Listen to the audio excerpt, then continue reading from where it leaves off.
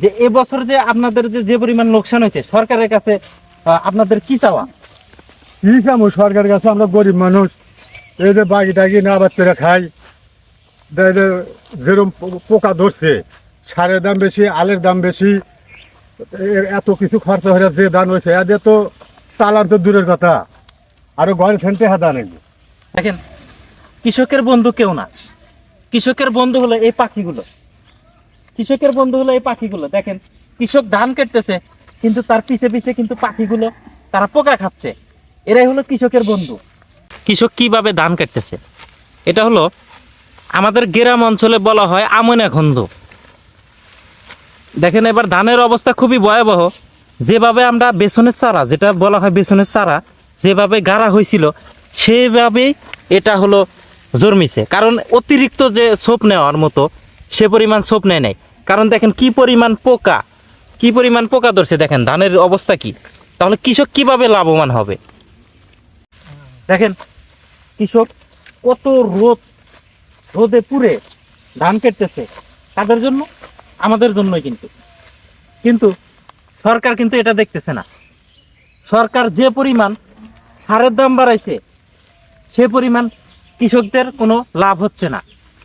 তাই আমি সরকারকে বলবো যে আপনারা কৃষি অধিদপ্তর থেকে প্রত্যেকটি জেলায় জেলায় পদক্ষেপ নেন, কৃষকদের বাড়ি বাড়ি যেতে বলেন।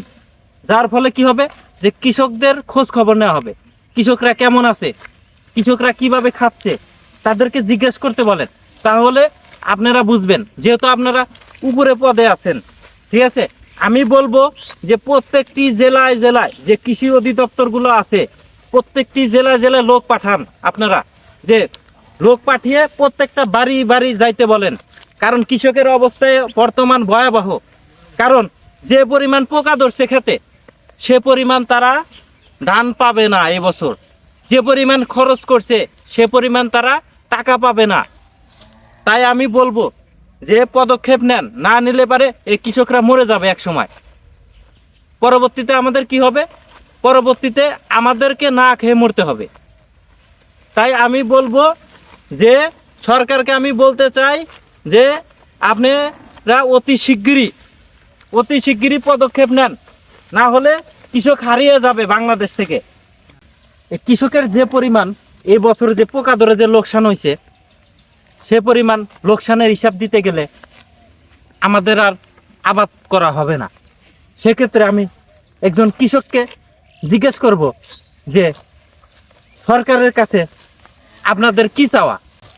কি কামো সরকারের কাছে, আমরা গরিব মানুষ, এই যে বাগি টাগি না আবাদ করে খাই, যেরকম পোকা ধরছে, সারের দাম বেশি, আলের দাম বেশি, এত কিছু খরচা হয়ে যে দান হয়েছে এদের তো চালান তো দূরের কথা, আরো ঘরে সেন্টে হাতা নেই।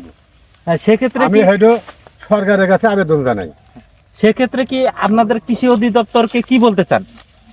এটা সরকারের কাছে বলতে চাই যে মাঠে মাঠে খেতে খেতে পরামর্শ দেওয়ার নাকি লোক পাঠান, আর ওদের খেতে বীজ দেয়, বিষের মাত্রা আল্লাহ উন্নত হরুক, যে বীজ নামাইছে এই বীজ দিয়ে খেতে দিয়ে পোকা মরে না।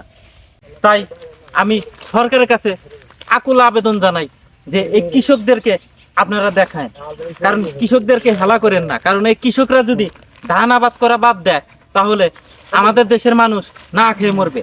তাই আমি অতি শিগগিরই সরকার কাছে আকুল আবেদন যে এদেরকে দ্রুত দেখেন, না হলে কিন্তু দেশের অবস্থা খুব ভয়াবহ হবে।